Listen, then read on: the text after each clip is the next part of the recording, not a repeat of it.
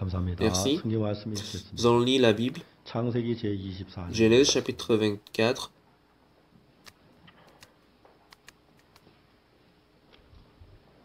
창세기 Genèse 24장 chapitre 24 1절부터 du verset 1. Je vais lire.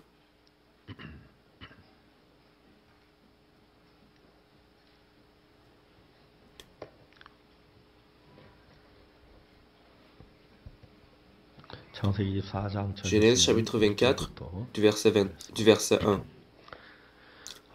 Abraham était vieux, avancé en âge. Elle était la veuve bénie Abraham en toutes choses. Abraham dit à son serviteur, le plus ancien de sa maison, l'intendant de tous ses biens. Mais je t'ai pris ta main sous ma cuisse, et je te ferai jurer par l'Éternel, le Dieu du ciel et le Dieu de la terre, de ne pas prendre mon fils, une femme parmi les filles des Cananéens, au milieu duquel j'habite, mais d'aller dans mon pays et dans ma patrie, prendre une femme pour mon fils Isaac. Le serviteur lui répondit, peut-être la femme ne voudra-t-elle pas me suivre dans ce pays-ci? Devrais-je mener ton fils dans le pays d'où tu es sorti? Abraham lui dit, garde-toi d'y mener mon fils.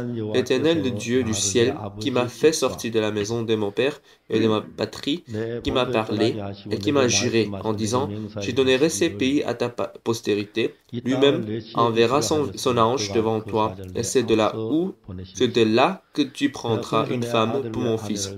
Si la femme ne veut pas te suivre, tu seras dégagé de ces serments que je te fais faire, seulement tu n'y mèneras pas mon fils. Le serviteur mit sa main sur la cuisse d'Abraham, son seigneur, et lui jura d'observer ces choses. Je lis jusqu'ici.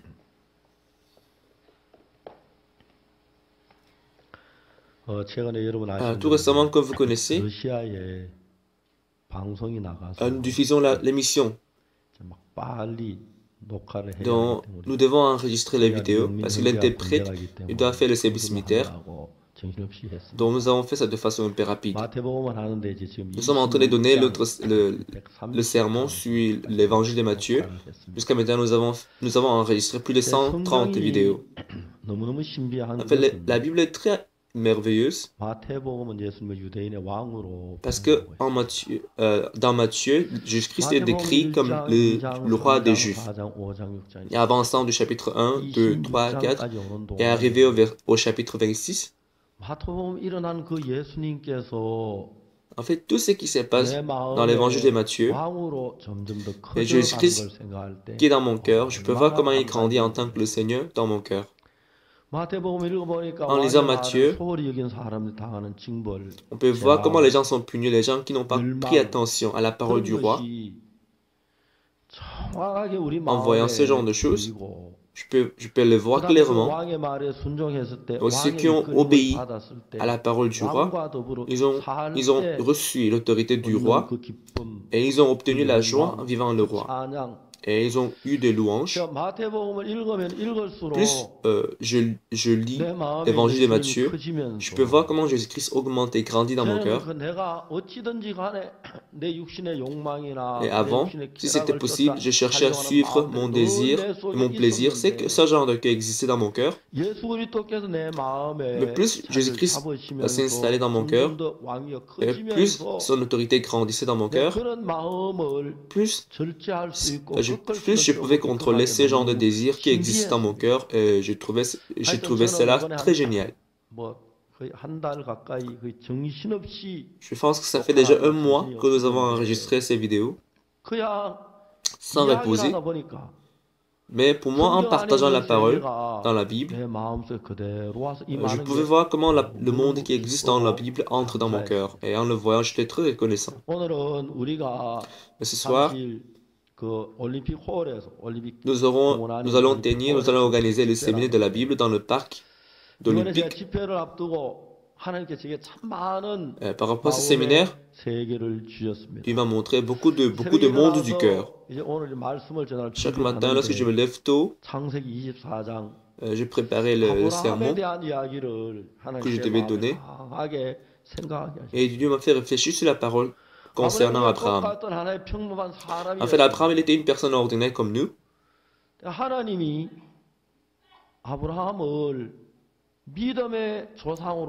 Mais on peut voir comment Dieu l'a dirigé. On peut aussi voir les processus par lesquels Dieu l'a dirigé. Dieu l'a dirigé Abraham comme l'homme de la foi. Plus je lis la Bible, je peux sentir dans mon cœur que c'est Dieu en fait qui a dirigé Abraham de cette façon. En fait, si c'est Dieu qui l'a dirigé, ça veut dire que c'est sûr que Dieu me dirige aussi de la même façon. Ça veut dire que Dieu dirige les anciens, les pasteurs de notre église, les diacres de notre église, et les frères et sœurs de notre église. Oui, ça veut dire c'est de cette façon que Dieu dirigera tous ces gens et Dieu les fera l'ancêtre de la foi. Si c'est Dieu qui les dirige, quelle que soit notre image, soit bon ou mauvais, soit intelligent, soit ignorant, soit nous avons la foi ou pas, soit nous sommes orgueilleux ou soit nous sommes humbles, quelle que soit la forme, quelle que soit notre forme, si c'est lui qui dirige, il pourra nous changer. Chaque fois que je me tiens devant vous, sur le pupitre, Dieu me donne la force avec cette parole.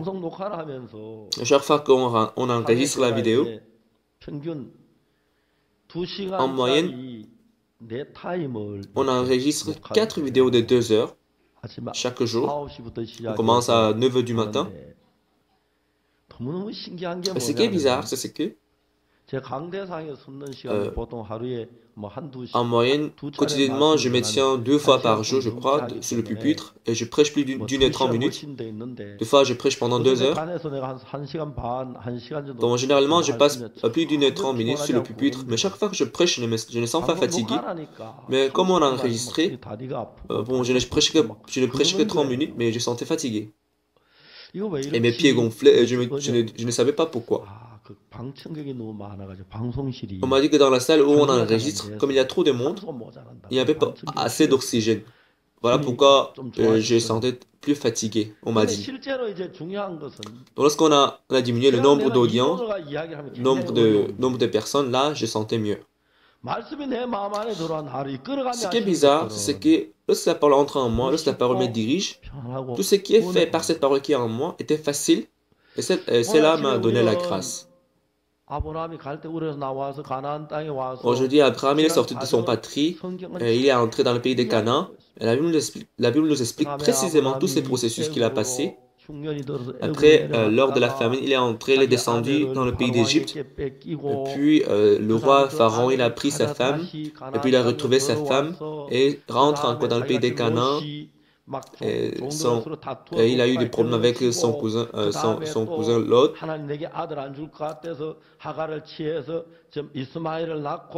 Et puis, il a eu beaucoup de problèmes en accouchant, en engendrant Ismaël par Agar.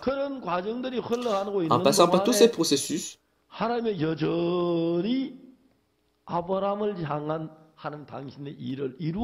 on peut voir, en passant par tous ces processus, Dieu accomplissait toujours le plan qu'il a prévu pour Abraham. Et qu'enfin, par le descendant d'Abraham, Jésus-Christ était né. Et par ce Jésus-Christ qui est mort sur la croix, il nous a sauvés. Donc on peut voir comment il a accompli toutes ces choses qu'il avait prévues. Des fois, il y a des frères qui sont très reconnaissants après le salut, mais un jour ils tombent dans la tentation et puis ils ne viennent plus à l'église. Des fois, ils se révoltent, ils s'élèvent contre l'église. Des fois, il y a des frères qui étaient très reconnaissants, et des fois qui sont aussi guéris de certaines maladies, mais à un moment donné, ça s'empire. Il y a des frères qui donnent le témoignage de reconnaissance, et puis lorsque je le vois la prochaine fois, on peut voir comment ils sont tombés dans la tentation. Donc je peux voir ce genre de choses dans notre église, et ça se répète plusieurs fois. Des fois aussi, notre église est remplie de la grâce, remplie de la joie. Des fois, notre église est remplie de la tristesse. Mais ce qui est sûr, c'est que par notre Église, Dieu il continue à travailler pour que l'évangile puisse être étendu à l'extrémité. Et Dieu travaille constamment pour que les habitants de Séoul puissent recevoir le salut. Des fois, il nous paraît que les gens tombent dans la tentation, mais toujours, c'est parmi nous que les gens sortent et ils partent pour prêcher l'évangile à l'étranger. Lorsque je vois ce genre de choses, j'en suis très reconnaissant. Vendredi passé, le pasteur qui est à Daegu, son père est décédé, pasteur Kim Hak-chol, dont on a organisé l'obsèque. On a organisé notre obsèque à l'hôpital Gwangmyeong. Il y avait beaucoup de frères et sœurs, beaucoup de pasteurs qui y sont rassemblés. Pasteur Kim Hak-chol, il a deux grandes sœurs et deux grands frères, dont c'est lui le cadet. Donc, lors de cette cérémonie d'obsèques, pasteur Kim Hak-chol, il a donné son témoignage à tel point que il y avait un pasteur qui l'a il est intervenu pour l'arrêter parce qu'il a donné son témoignage pendant très longtemps. Donc, durant son témoignage, il a donné son témoignage du salut. Bon, il est parti en Thaïlande au départ. Je ne sais pas si je peux dire cela, si ça peut le décevoir, mais au départ, il n'était pas très bon. Comme ce n'était pas très facile d'apprendre la langue thaïlandaise. Donc, il a eu beaucoup de difficultés en apprenant la langue. Et en passant 1 an, 2 ans, 3 ans, un jour, on m'a dit qu'ils allaient bâtir la chapelle en Thaïlande. Je me suis donc demandé, mais comment ils vont construire la chapelle en Thaïlande? Après, je me suis rendu compte qu'ils construisaient la chapelle. Ce n'était pas aussi grande que notre chapelle ici. Mais de la Thaïlande, il a envoyé les missionnaires à court terme. Donc, il a fait la base du christianisme en Thaïlande. Donc maintenant, en Thaïlande, on peut tout faire si on veut.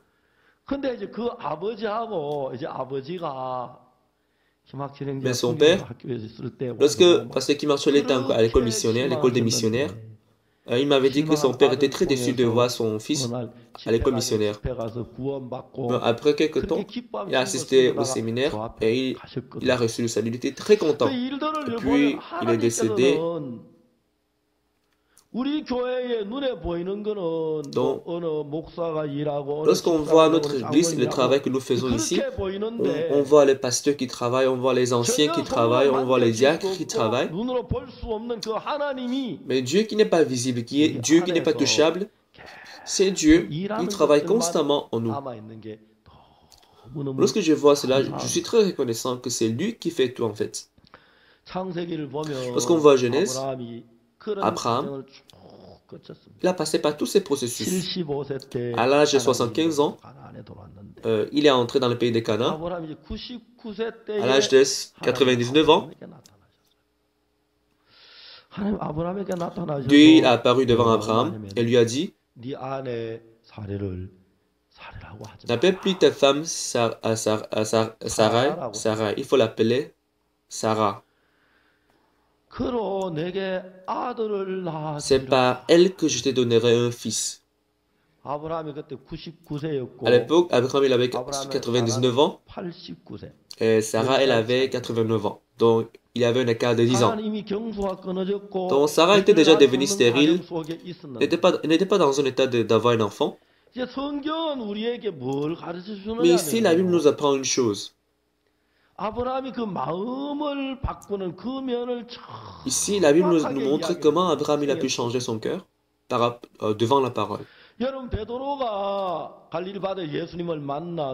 Lorsque Pierre rencontrait à la mer de Galilée, et il a suivi Jésus-Christ pendant quelques années, et puis Jésus-Christ est mort sur la croix, et puis il est devenu l'homme de Christ. Avant la mort de Jésus-Christ sur la croix, Jésus-Christ, il a dit à Pierre que tu me régneras 3 fois. Mais Pierre, il a dit, même si je devrais mourir, je ne te régnerai jamais. Donc, dans le cœur de Pierre, il avait descendu le filet en suivant la parole de Dieu, la parole de Jésus-Christ, que descendre le filet en pleine eau.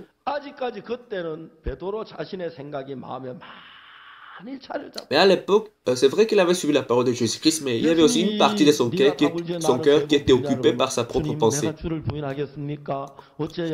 Son cœur était entièrement occupé par la parole. Lorsque Jésus lui avait dit ceci, il aurait dit, mais Jésus-Christ, c'est vrai que moi je vais te régner, c'est vrai, qu'est-ce que je dois faire? Mais au lieu de dire cela, il a demandé à Jésus-Christ, il a dit à Jésus-Christ que non, je ne te régnerai jamais. Donc lorsqu'on voit cela dans la Bible, on peut voir que Abraham, Paul et Pierre et nous aujourd'hui, en fait, en termes de la pensée, il n'y a pas beaucoup de différences, il n'y a pas autant de différences. Oui, vous aussi, après avoir reçu le salut par Jésus-Christ, vous avez cru que vos péchés sont pardonnés, que vous pouvez aller au ciel. Vous avez cru que vous avez reçu le salut.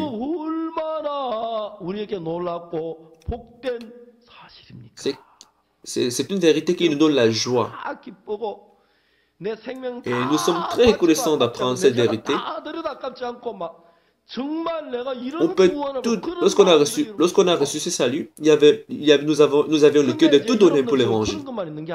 Mais ce n'est pas seulement ce cœur qui existe en nous, mais encore notre pensée, notre subjectivité existe encore en nous. Et maintenant, la vie spirituelle, on peut voir comment cette pensée qui est en nous et la parole de Jésus-Christ, ces deux choses se combattent. Jésus-Christ a dit, tu me régneras 3 fois. Voici ce que Jésus-Christ a dit à Pierre. Et Pierre, il a dit, Jésus, même si je dois mourir, je ne te régnerai jamais. Jésus lui a dit, non, tu vas me régner. Pierre dit, non, je ne vais pas te régner.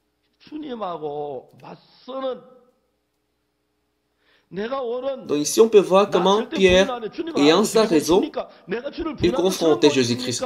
Mais Jésus-Christ, comment tu me considères? C'est comme ça que tu me considères? Je suis dessus. Tu me dis que je vais te régner. Non, c'est pas possible. Ça ne t'arrivera jamais. Comme ça, il avait une forte confiance en lui-même. C'est vrai, au départ, Pierre, qui pêchait dans la mer de Galilée, il a suivi la parole de Jésus-Christ.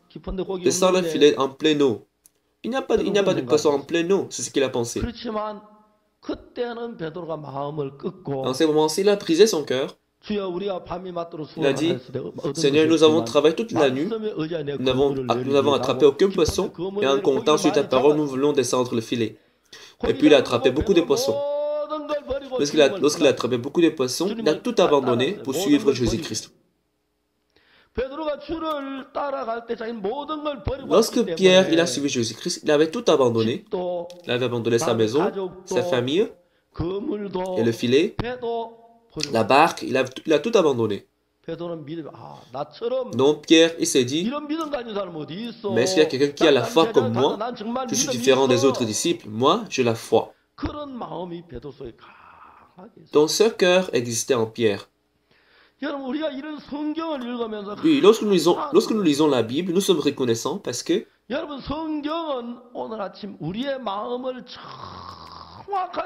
aujourd'hui, la Bible nous montre exactement notre cœur.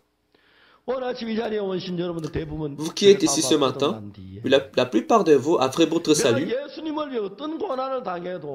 même si vous rencontrez des souffrances, des douleurs, des difficultés, en servant Jésus-Christ, même si je dois me sacrifier pour Jésus-Christ, même si je dois me donner, je dois donner ma vie pour Jésus-Christ, même si je dois tout donner pour Jésus-Christ, vous tous, vous avez eu le cœur que même si je dois tout faire pour Jésus-Christ, ce ne sera pas un gaspillage pour moi.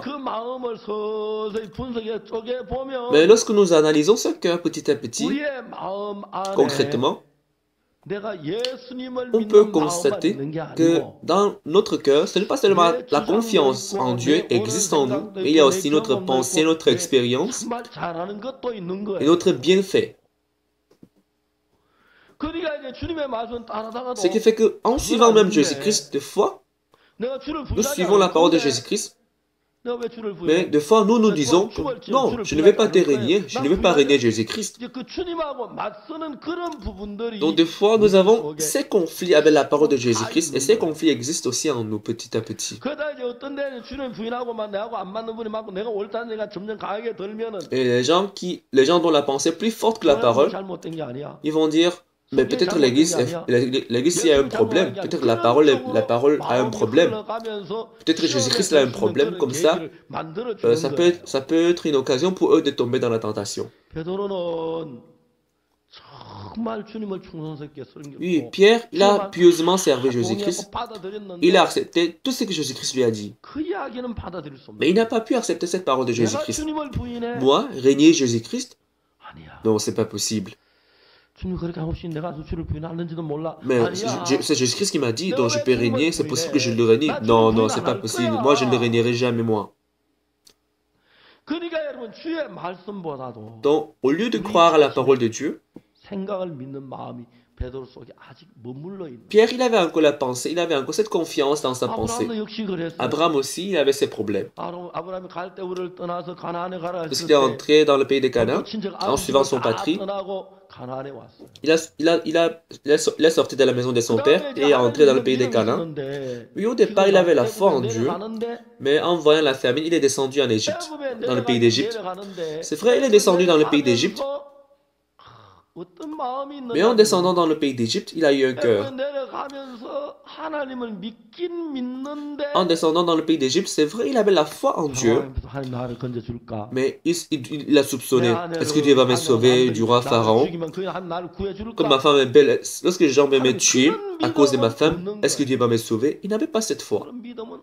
Il n'avait pas cette foi. Lorsque j'analyse la vie spirituelle des frères et sœurs, pour certains frères, ils tombent malades. Au départ, il n'a pas la foi, mais en lisant la parole, mais en priant, ils obtiennent la foi en disant, oui, Dieu va me guérir. Là, leur état s'améliore.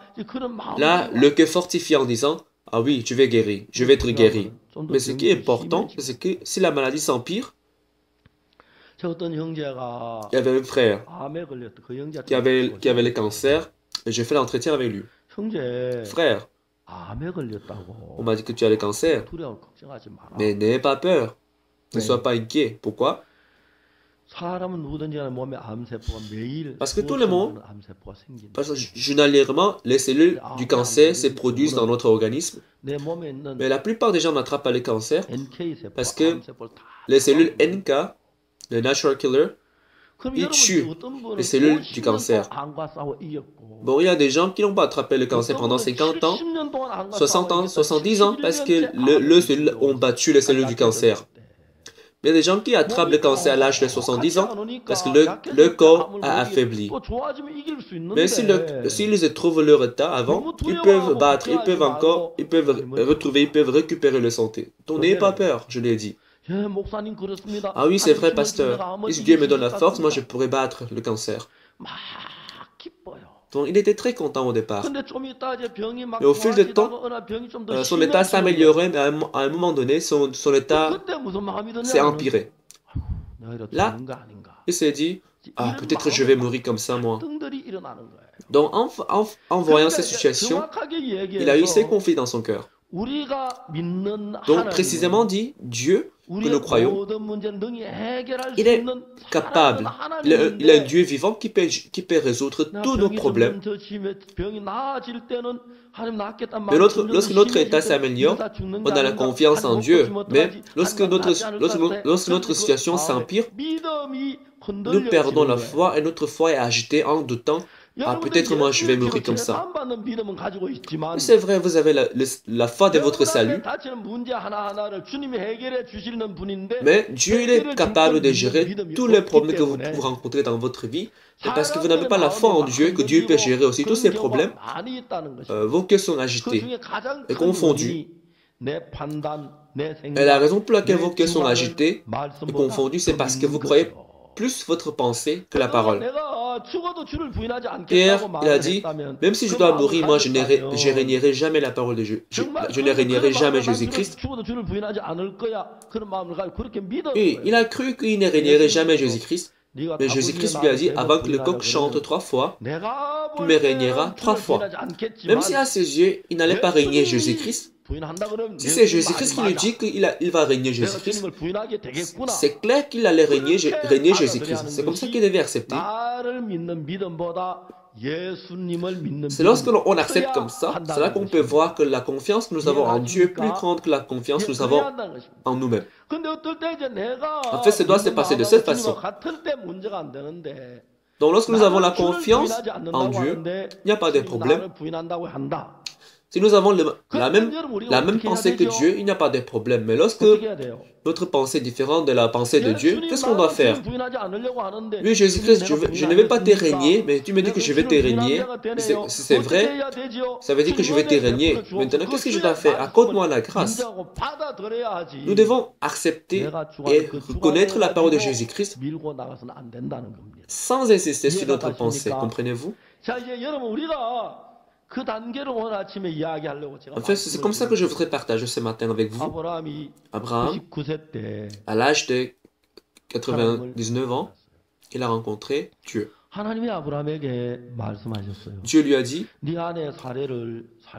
ta femme Sarai ne l'appelle plus Sarai, mais appelle-la Sarah. Par elle, je te donnerai un fils. Donc, la femme d'Abraham, Sarah, ça veut dire elle allait coucher un enfant. Mais lorsque Abraham la voit par sa pensée, en fait, Abraham était très âgé déjà d'avoir un enfant et sa femme était devenue stérile. Donc, il n'était pas dans un état d'avoir un enfant. Donc, en ce moment-ci, Abraham, il a dit, c'est impossible, j'ai presque 100 ans, ma femme est devenue stérile, donc c'est impossible pour moi d'avoir un enfant. Donc, Abraham, il a eu ce cœur dans son cœur. Donc, il a souri, il a dit, mais j'ai 100 ans et Sarah, elle a 90 ans, c'est pas possible. Je voudrais que plutôt Ismaël vit devant toi. Donc, Abraham, il a exprimé son cœur tel qu'il est. Mais Dieu, il a dit à Abraham que non. Ta femme Sarah, elle aura un fils. Et tu le nommeras Isaac.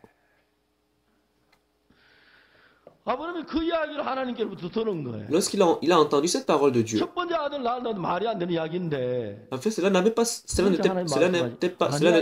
semblait impossible pour Abraham d'avoir un enfant. Mais Dieu lui a dit, tu auras un fils et tu le nommeras Isaac.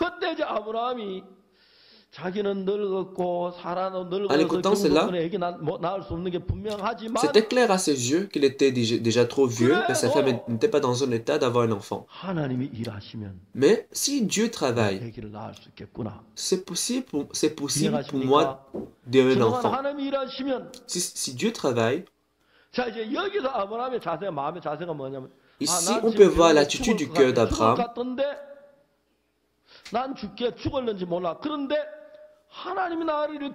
Oui, je peux mourir, mais si c'est Dieu qui m'élève, c'est Dieu qui me guérit, moi je peux vivre.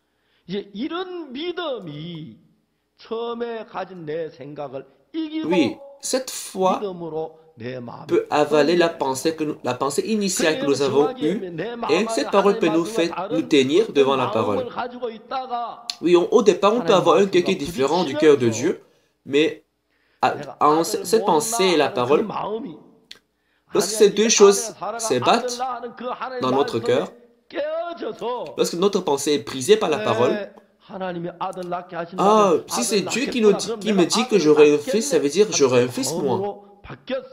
Comme ça, lorsque la pensée est brisée, c'est là qu'on peut changer notre cœur. Lorsque la pensée est brisée, la méfiance est brisée, la méfiance disparaît et on se retrouve avec la foi en disant « Oui, j'aurai un fils ». Vous comprenez?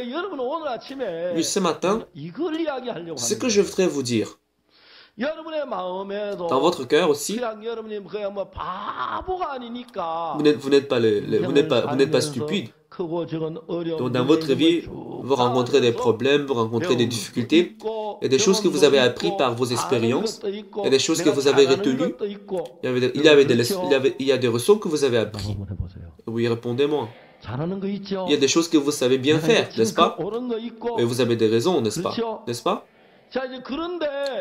Mais un jour, on peut voir que notre pensée que nous avons en nous est différente de la parole de Dieu. En ces moments-ci, même si nous trouvons que nous avons raison, est-ce qu'on peut avoir plus de raisons que Dieu? Non. Même si je suis mort maintenant, si Dieu me dit que je vais vivre, ça veut dire que je vais vivre.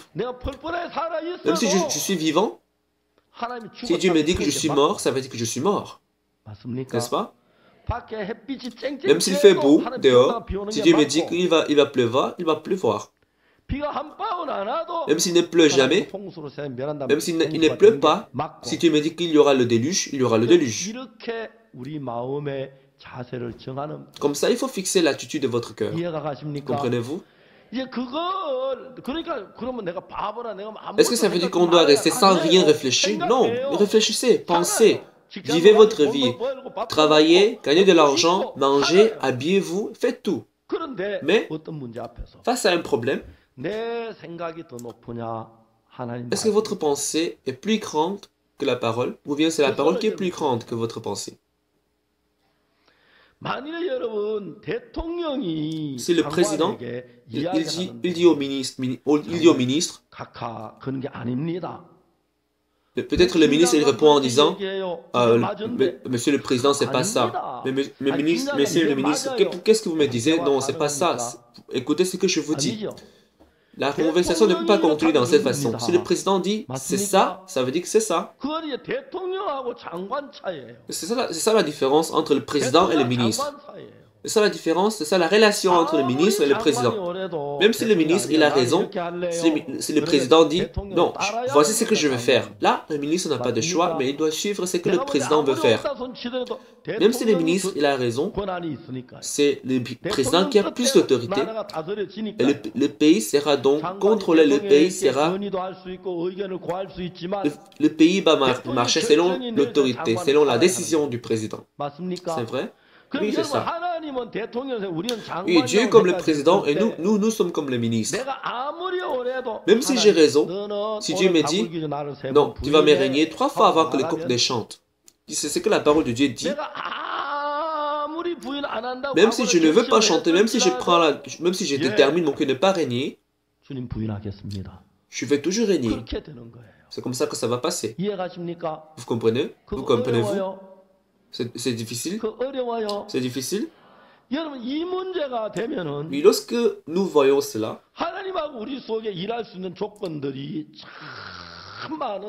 il y a beaucoup de choses que Dieu peut faire pour nous. Et Dieu, avant qu'il ne travaille, il veut raccorder notre cœur avec notre cœur. Et pendant des années, il m'a donné le cœur de commencer l'école missionnaire avant que je ne commence l'école missionnaire. Avant de commencer IYF, il m'a donné le cœur de faire IYF. Et aussi l'évangélisation, c'est Dieu qui m'a dirigé et qui m'a appris tout. Mais des fois, j'ai eu même l'impression que non, je ne crois pas que ça va marcher. Mais selon la conduite de Dieu, la fois-ci, nous allons organiser la cantate de Noël à LA. Et nous avons loué une salle de capacité de 6 000 personnes. Aux États-Unis, remplir une salle de 7 000 sièges, c'est pas très facile. On dit qu'aux États-Unis, les gens ne viennent pas facilement. Pour les Coréens, il passe le temps il fait beaucoup de choses dans la nuit. Mais les Américains, dans la nuit, ils restent à la maison, dont les rues sont vides.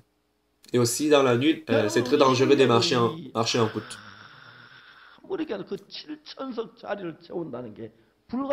Donc cela nous semblait très impossible de remplir cette salle de 6 000 sièges. Donc en voyant cette situation, le cœur de ministre de notre église était agité. Mais Dieu il a rempli cette salle de 7 000 sièges et nous étions tous touchés.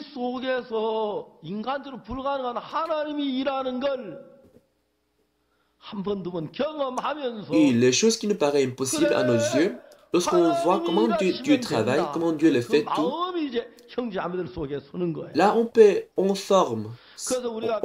formera la confiance en nous que si Dieu fait, ça peut marcher. Mais c'est vrai, il y a des difficultés, il y a des problèmes que nous rencontrons dans notre vie. C'est vrai qu'il y a toujours le problème. Mais ce qui est sûr, c'est ce qui... On peut voir aussi Dieu qui travaille clairement dans notre vie. En expérimentant ces dieux 2 fois, 3 fois, 4 fois, même si nous trouvons que c'est difficile, par les moyens humains, mais en expérimentant Dieu plusieurs fois, nous pourrons avoir la confiance en Dieu, que si c'est Dieu qui le fait, ça pourra marcher. Aussi, en menant la vie spirituelle, nous pouvons voir beaucoup de choses. Même dans la Bible, les apôtres, ils étaient emprisonnés, ils étaient persécutés, ils ont rencontré beaucoup de problèmes, mais toujours l'évangile était étendu. À un autre état, exactement le même problème que l'église de l'époque des apôtres. Comme l'évangile est vivant chez nous, voilà pourquoi les gens se lèvent contre nous. Donc, en fait, l'église, il marchait toujours sur cette voie. Il y a des frères et sœurs, en écoutant ces genres de choses, ils ont commencé à douter de notre église en se disant, peut-être notre église a un problème. Oui, c'est vrai, il y a ce genre de personnes aussi. Mais au fil du temps, ils pourront voir que, ah oui, j'ai mal vu, c'est Dieu qui travaille en nous. Chaque fois que nous avançons dans cette voie, on peut constater ce genre de choses. Aujourd'hui, ce que je voudrais vous partager, c'est ce qui, Abraham, il a eu Isaac. Il a eu Isaac, et Isaac a atteint l'âge de 40 ans. Et comme Isaac il avait atteint déjà l'âge, il devait marier. Donc Abraham, il s'est dit, bon, je dois chercher la femme d'Isaac. Donc il a appelé son serviteur, son vieux serviteur. Il a dit, mets ta main sur ma cuisse et jure devant l'Éternel et cherche la femme de mon fils Isaac. Et ce serviteur, il a trouvé que cette demande de son maître était très difficile. Mais le fils de mon maître, il peut m'accompagner pour chercher sa femme. Si je cherche une femme et je l'amène, si ça ne plaît pas à si la femme ne plaît pas à mon maître, qu'est-ce que je vais faire? Donc, le serviteur, il a eu beaucoup d'inquiétudes. Si quelqu'un vous envoie, par exemple, si le président vous envoie en vous disant, bon, cherchez la femme du fils du président, là, ce sera un grand fardeau pour vous, n'est-ce pas? Ce ne sera pas du tout facile. Donc le serviteur, il s'est approché du maître, il a dit, mais quel genre de femme voudra me suivre, moi qui suis vieux? Si la femme ne veut pas me suivre, est-ce que je peux lui montrer le fils de mon maître, ton fils? Là, je pense que si j'y pars avec le fils, ton fils, si la femme voit le fils, elle pourra facilement me suivre. Verset 5. Peut-être la femme ne voudra-t-elle pas me suivre dans ces pays-ci? Devrais-je mener ton fils dans le pays d'où tu es sorti? Verset 6. Abraham lui dit, garde-toi d'y mener mon fils. Et ensuite, verset 7. L'Éternel, le Dieu du ciel, qui m'a fait sortir de la maison de mon père et de ma patrie, qui m'a parlé et qui m'a juré en disant, je donnerai ces pays à ta postérité. Je donnerai ces pays à ta postérité. Voici ce qu'il a dit en me promettant. Ça veut dire, Dieu, il connaît ma postérité. Donc pour mon fils Isaac, ils ne peuvent pas avoir les enfants tout seuls. Ça veut dire que c'est sûr qu'il a préparé la femme pour mon fils. Donc tu vas y aller et tu verras la femme que tu as préparée. Il faut que tu viennes juste avec elle. C'est tout. Donc dans le cœur d'Abraham, Dieu lui a donné le fils et il a atteint l'âge de 40 ans et il devait avoir aussi sa femme pour qu'il puisse avoir les enfants. Donc il avait cette foi en lui que oui, Dieu, c'est sûr que Dieu a préparé aussi une femme pour mon fils, c'est sûr. Maintenant, Abraham ne cherchait pas les moyens humains, mais il avait la confiance en Dieu, il avait la foi en Dieu, que c'est sûr que Dieu a préparé déjà une femme pour mon fils. Donc je ne vais pas envoyer mon fils, je ne vais pas y aller moi-même, je t'envoie et tu verras ce que Dieu a préparé. Oui, il ne peut pas, mon fils ne peut pas avoir les enfants tout seul, ça veut dire que Dieu il a déjà tout préparé pour lui. Mais en lisant la Bible précisément et en partageant la parole, on peut voir comment Dieu il travaille dans la Bible. Et si c'est Dieu qui le fait, ça veut dire que Dieu il a déjà tout préparé. Il a promis que mes enfants seront aussi nombreuses que les étoiles qui sont au ciel. Et Jésus-Christ il devait être né. Et lorsqu'on voit ces plans que Dieu avait, on peut voir comment Dieu allait nous aider. Et si on ne voit pas ces plans, là, on aura peur en se disant, est-ce que Dieu va travailler? Donc Abraham, lorsque Dieu lui a dit que je te donnerai un fils, il doutait la parole de Dieu en disant, mais je suis vieux, je suis usé et ma femme elle est très vieille maintenant. C'était très naturel pour Abraham d'avoir ce genre de doute. C'est vrai qu'il avait ce cœurs au départ, mais Dieu lui a dit, non, ta femme Sarah, elle accouchera un fils et tu le nommeras Isaac.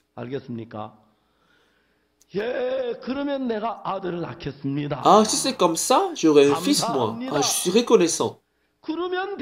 C'est tout ce qu'il devait dire. Comprenez-vous? C'est tout ce qu'il devait dire. Oui, dans votre vie spirituelle, oui, vous êtes bien arrivé jusqu'ici après votre salut. Et vous avez bien reçu le salut. Maintenant, ensuite, en ce qui concerne la vie spirituelle, il y a des choses qui ne peuvent jamais marcher à vos yeux. Disons que ça ne marche pas. Oui, dites que ça ne marche pas. Mais si la parole de Dieu dit, c'est Dieu qui le fera, ça veut dire Dieu le fera et ce sera accompli. Comprenez-vous?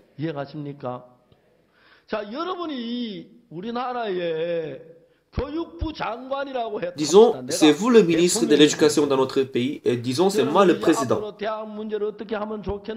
Et on discutait entre nous comment nous allons faire, comment nous allons résoudre le problème de l'éducation dans notre pays. Là, vous, en tant que ministre de l'éducation, vous me direz, oui, monsieur le ministre, comme nous n'avons pas beaucoup d'enfants dans notre pays aujourd'hui, il faut que les gens accouchent beaucoup d'enfants. Ah, c'est bon. Et l'autre, le ministre, il dit encore, si on peut avoir, je connais beaucoup de gens en Hawaï. En Hawaï, il y a beaucoup de gens. Si on peut amener les étudiants de Hawaï, ce sera très bon. Et le président dit non. Non, n'amenez pas les étudiants de Hawaï. Là, quel que soit son plan, quelle que soit la qualité du plan, le ministre, qu'est-ce qu'il doit faire? Si le président refuse, ça veut dire qu'il doit aussi abandonner cette idée. Et après, il ne doit plus parler d'Hawaï au président. S'il insiste, le président lui dira, bon, tu vas aller à Hawaï tout seul. Je vais choisir une autre personne, je vais nommer une autre personne comme le ministre. Oui, la vie spirituelle n'est pas du tout difficile. Comprenez-vous? En menant la vie spirituelle, pour moi, par exemple, je lis Romains chapitre 4. Il y a un passage qui nous parle de la justice que nous obtenons sans rien faire par la grâce. Oui, pour votre vie spirituelle, vous priez beaucoup. Oui, c'est bon des prières. C'est bon de lire la Bible. Oui, ça peut nous aider pour notre vie spirituelle. Prière, lire la Bible, faire de bonnes choses, donner l'offrande. Oui, c'est bon, tout est bon. Pourtant, en ce qui concerne croire, ça n'a rien à voir avec prière et faire de bonnes choses, mais lorsqu'on dit croire, ça veut dire croire à la parole de Dieu. Comme l'homme qui est couché pendant 38 ans, il était couché à côté de la piscine de Bethesda. En suivant la parole de Jésus-Christ, il s'est levé, il a marché. Et cet homme qui était malade pendant 38 ans, selon la parole, il a pu se lever et marcher, n'est-ce pas?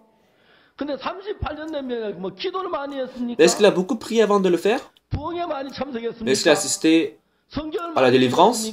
Est-ce qu'il a lu est-ce qu'il a lu la Bible? Est-ce qu'il a fait beaucoup de bonnes choses? Est-ce qu'il a donné beaucoup d'offrandes? Il n'a rien fait. Il n'a rien fait. Lorsqu'on dit la foi, oui, lorsqu'on fait des choses avec tout notre zèle, ça peut aider notre foi, mais la foi ultime, ce n'est pas de faire quelque chose physiquement, mais la foi veut dire accepter la parole telle qu'elle est et abandonner notre pensée et changer notre cœur. Il y a quelque temps, en Corée du Sud, la Corée du Sud a commencé à importer le vin américain. En fait, la Corée du Sud gagne beaucoup d'argent en vendant l'automobile aux États-Unis. Donc, les États-Unis ont exigé la Corée du Sud d'acheter le vin américain. Comme le gouvernement coréen, comme il gagne beaucoup d'argent en vendant les voitures, il ne peut pas refuser la demande des États-Unis. Donc, ils ont accepté d'importer le vin américain. Le jour où le gouvernement coréen a pris cette décision, toutes les fermes du vin, de raisin en Corée ont fermé.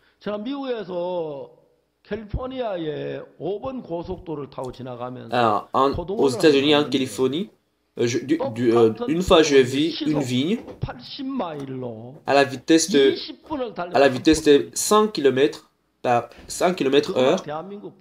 J'ai roulé pendant 20 minutes, mais cette vigne appartenait à un seul paysan. Je crois que même ces fermes tout seules sera plus grande que toutes les fermes, toutes les vignes qui existent en Corée. Les paysans américains, ils utilisent le satellite et ils comptent même les grains qui sont en Corée. Et puis ils font beaucoup de calculs. Ils calculent exactement le grain, comment la récolte, la quantité de la récolte. Donc déjà, le niveau est différent.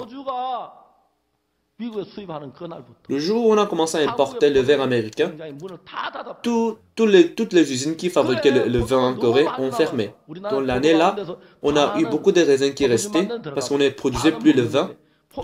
En fait, lorsqu'on produit le raisin, la moitié, on mange la moitié, on les fait, on les utilise pour faire le vin. Mais depuis qu'on a accepté, on a commencé à importer le vin américain, on ne produit plus le vin. Donc, de la même manière, lorsqu'on importe le vin américain, on ne peut plus produire le vin en Corée. Oui, c'est vrai. Oui, si vous voulez, vous pouvez battre Dieu, mais ne battez pas Dieu, sachant que vous ne pouvez pas. Vous ne pouvez pas gagner. Si le président dit n'amenez aucun étudiant de Hawaï, là vous ne devez plus le parler devant le président. C'est comme ça que la foi marche. Dans la Bible, lorsque vous avez compris exactement la volonté de Dieu, même si ça vous paraît très bon, si c'est Dieu qui m'a dit que j'aurai un fils, ça veut dire que j'aurai un fils. Il faut qu'on achète les jouets de nos enfants. Il faut qu'on achète un petit lit pour les enfants. Il faut qu'on achète les couches des enfants. Celui qui a cru, c'est comme ça qu'il réagira. Mais au départ, Abraham n'avait pas la foi. Il croyait qu'il ne pourrait pas avoir un enfant. C'était vrai, comme il était usé déjà et sa femme était stérile. Pourtant, c'est vrai qu'au départ, lorsqu'il a entendu la parole de Dieu, il a ri. Mais il a écouté encore la parole pour la deuxième fois qu'il aura un fils et tu le nommeras Isaac. Là, Abraham a dit Amen. Il ne pouvait que l'accepter. C'est ça la foi. Comprenez-vous? Ah, il y a beaucoup d'étudiants à Hawaï et les étudiants de Hawaï, ils sont très bons, il n'y a pas beaucoup d'écoles à Hawaï. Il faut qu'on les amène, il faut qu'on les éduque. En Corée du Sud, même si le ministre veut faire ce genre de choses, si le président dit non, ne le faites pas. Même si le ministre il est plus âgé que le président, même si le ministre il est plus intelligent que le président, si le président dit non, le ministre ne peut plus le faire. Il ne peut que simplement accepter la décision du président en disant oui, mon président, je ne peux pas le faire. C'est comme ça que notre vie spirituelle doit devenir.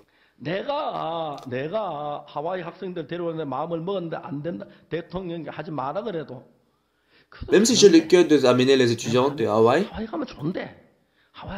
si le président dit non, même si vous avez toujours la pensée que ah non, les étudiants d'Hawaï sont très bons, si vous pensez toujours à ce genre de choses, ça veut dire que vous n'êtes pas fidèle au président. Devant la parole de Dieu,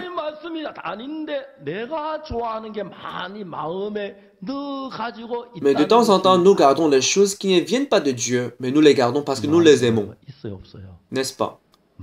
N'est-ce pas, vous avez ce genre de cœur, ce genre de pensées que vous entretenez en vous, alors qu'ils ne sont pas la parole de Dieu.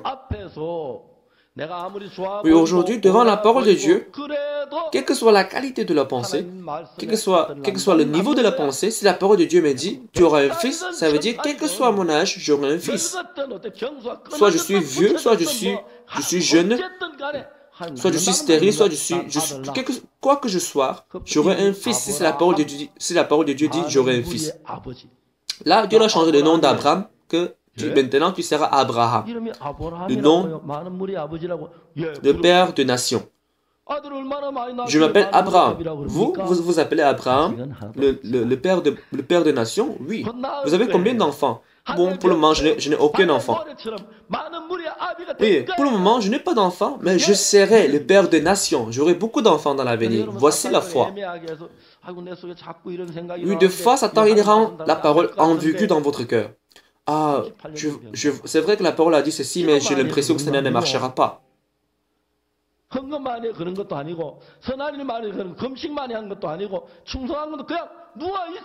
Oui, l'homme qui était malade pendant 38 ans, il n'a rien fait, il n'a pas fait de bonnes choses, il n'a pas donné l'offrande. Mais Jésus m'a dit de marcher. Si c'est lui qui m'a dit que je marche, ça veut dire que je peux marcher. C'est ça la foi. Jusqu'à aujourd'hui, en croyant en Jésus-Christ, en croyant au Seigneur, nous avons édifié notre pensée plus que la parole de Dieu dans notre cœur. C'est pour cela que lorsque nous avons reçu le salut, notre relation avec Dieu était bonne, mais au fil du temps, comme nous suivions notre pensée, cette relation est cassée et cette relation s'est empirée. Maintenant, qu'est-ce que Dieu a fait à Abraham? Comme Abraham était incapable d'avoir un enfant, il a même pris sa servante pour avoir un fils, pourtant, cela ne lui a pas donné la paix. Donc, maintenant, après quelques temps, Abraham, il a vu que c'était impossible plus d'avoir un enfant. Même sa femme, elle est devenue stérile. Donc, il voyait que c'était impossible. C'était le jugement d'Abraham, c'était le jugement de Sarah. Oui, c'est comme ça, selon notre jugement. Mais si Dieu dit, j'aurai un fils, tu auras un fils, là, ça veut dire que j'aurai un fils. N'est-ce pas? Là, il aura un fils, c'est évident. Comprenez-vous? C'est ça la foi. Comprenez-vous? Mais disons, vous êtes ministre aujourd'hui, le ministre de l'éducation. Et Dieu, il est le président. Disons, vous avez préparé une politique d'éducation et vous trouvez que c'est très bon. Mais si le président refuse en disant non, je ne peux pas le faire, là, en tant que le ministre, vous devez juste accepter, vous devez abandonner votre politique. Vous ne devez plus parler d'Hawaï, vous devez l'effacer dans votre cœur. Ah, c'est Dieu qui m'a dit, c'est ce qu'il m'a dit. C'est ça la volonté de Dieu. Maintenant, quelle que soit ma pensée, quelle que soit la qualité de ma pensée, je ne dois pas suivre ma pensée, mais je dois plutôt suivre la parole, la volonté de Dieu. Donc, ça veut dire, ne faites plus comme Pierre, mais il faut que vous suiviez la volonté, la parole de Dieu. Oui, aujourd'hui, il nous paraît que nous n'avons pas la foi. Des fois, nous avons l'impression que cela ne peut pas marcher par nous. Mais à partir d'aujourd'hui, il faut que vous analysiez un à un toutes les pensées qui sont en nous. Il faut que vous les compariez avec la parole de Dieu. Si la parole de Dieu vous dit, en fait, lorsque vous accordez votre instrument musical, en fait, on joue dans le piano et puis les autres instruments musicaux, ils les accordent en fonction du son qui sont suivis de la part du piano. En fait, ils accordent leur instrument musical au piano. Pourquoi on doit suivre le son du piano? On doit accorder le son par rapport au piano. Pourquoi? Pourquoi? Parce que pour les instruments musicaux comme le violon, on peut les accorder facilement. Mais pour le piano, ça prend 2 heures pour l'accorder. Donc, c'est comme si le violon, il cède au piano. Bon, je vais me changer. Je vais me sacrifier pour toi. Comme ça, tous les instruments musicaux, ils s'accordent au piano. C'est la même chose.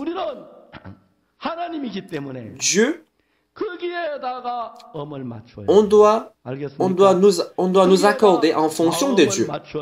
On doit accorder notre cœur à Dieu. Comme ça, vous devez ranger, vous devez nettoyer votre cœur. Si vous trouvez qu'il y a certains cœurs qui sont différents de Dieu, vous devez les abandonner du 8e étage de l'appartement. En jetant votre pensée, ne jetez pas vos enfants, c'est très dangereux. En tout cas, vous devez jeter votre cœur. Je ne veux plus avoir ce genre de cœur, je vais juste garder, je vais entretenir la parole de Dieu dans mon cœur. Je ne vais plus suivre ma pensée. Jusqu'à maintenant, je suivais ma pensée parce que je ne savais pas la parole de Dieu. Mais si la parole de Dieu me dit que j'aurai un fils, ça veut dire que j'aurai un fils. Comme ça, changez votre cœur. Si le président dit non, le ministre, il ne peut que changer son cœur. C'est ça la vie spirituelle. Là, vous pourrez avoir le même cœur que Dieu. En ce moment précis, Dieu pourra travailler en vous.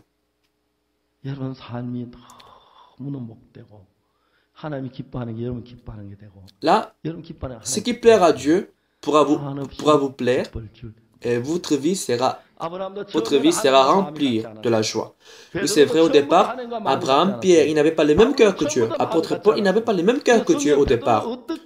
Pourtant, la Bible nous explique comment Pierre il a pu changer son cœur après avoir renié Jésus-Christ 3 fois. Après cela, il a pu accorder son cœur avec Jésus-Christ. Apôtre Paul, au départ, il avait un cœur différent du cœur de Dieu, mais il a changé son cœur et il a accordé son cœur au cœur de Dieu. Même pasteur par Orsu, avant il travaillait avec ses efforts, mais il a abandonné sa méthode et il a accepté la méthode de Dieu. Aujourd'hui, vous aussi, vous faites le fait, vous suivez la parole de Jésus-Christ, mais dans un coin de votre cœur, vous suivez encore votre pensée. Donc c'est ça qui vous empêche à être unis avec la parole, avec le cœur de Dieu. Donc c'est comme ça que Satan vous donne la méfiance en Dieu, de vous lever contre Dieu et contre la parole. C'est ça qui vous fait entrer dans le monde. Donc ça arrive de temps en temps. Donc dans la Bible nous montre comment apôtre Paul, comment Pierre, comment Abraham, comment ils ont changé notre cœur. Donc la Bible nous montre précisément comment ils ont pu changer le cœur. De la même façon, nous aussi, si Dieu nous dit nous aurons un fils, ça veut dire nous aurons un fils. N'est-ce pas? Dieu Tout-Puissant, si c'est Dieu qui le dit, cela se passera. C'est ce que je voudrais vous dire ce matin. L'homme qui était malade pendant 38 ans, il n'était pas dans un état où il peut être guéri, mais lorsqu'il a suivi la parole, il s'est levé et il a marché. Puis il s'est levé et il a marché. Et il a porté le lit. N'est-ce pas, il était guéri. Il était guéri. Il y a 2000 ans aujourd'hui que cela s'est passé. Est-ce que nous voyons encore Jésus-Christ avec nos yeux? Est-ce qu'on peut le toucher? Non. Pourtant, si Jésus-Christ aujourd'hui, disons, s'il existe encore aujourd'hui, s'il arrive à la piscine Bethesda, s'il y a encore l'homme qui est malade 38 ans, si Jésus lui dit de se lever et marcher, n'est-ce pas, il pourrait se lever et marcher? Oui, il pourrait le faire. Et s'il dit à un aveugle, ouvre tes yeux, l'aveugle pourra ouvrir ses yeux. C'est un boiteux, je lui dirai, sois parfait, sois en forme. Là, le boiteux, il n'aura plus de problème, mais il sera en forme. Aux gens qui ont des problèmes, qui ont des inquiétudes, Jésus le dira, soyez calmes, n'ayez plus de problèmes. Là, ils n'auront plus de problèmes.